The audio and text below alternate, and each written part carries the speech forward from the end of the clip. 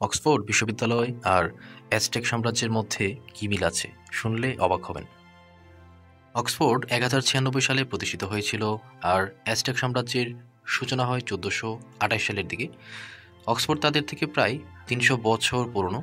ভাবুন তো, যখন ছাত্ররা হাতে লেখা পাণ্ডুলিপি পড়ছিল তখনও টেনোচটিটলান ছিল কেবল এক কল্পনা। অক্সফোর্ড ছিল ধর্মতত্ত্ব ও বিজ্ঞানের কেন্দ্র, আর অ্যাজটেকরা দক্ষ ছিল কৃষি, স্থাপত্য আর জ্যোতির্বিজ্ঞানে। অক্সফোর্ডে দার্শনিক বিতর্ক চলত আর অ্যাজটেকরা তারা গণনা করত আর বাসমান বাগান বানাতো। অক্সফোর্ডের উত্তরাধিকার, ক্রাইস্টচার্চের মতো কলেজ এবং আধুনিক শিক্ষায় এর প্রভাব। অ্যাজটেকদের দারুণ পিরামিড, জটিল ক্যালেন্ডার আর চকলেট।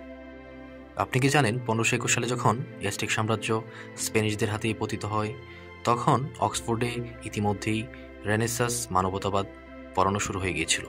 তাহলে আপনাকে কি বেশি অবাক করলো, অক্সফোর্ডের দীর্ঘস্থায়ী শিক্ষা নাকি অ্যাজটেকদের সাংস্কৃতিক উজ্জ্বলতা? নিচে কমেন্ট করুন।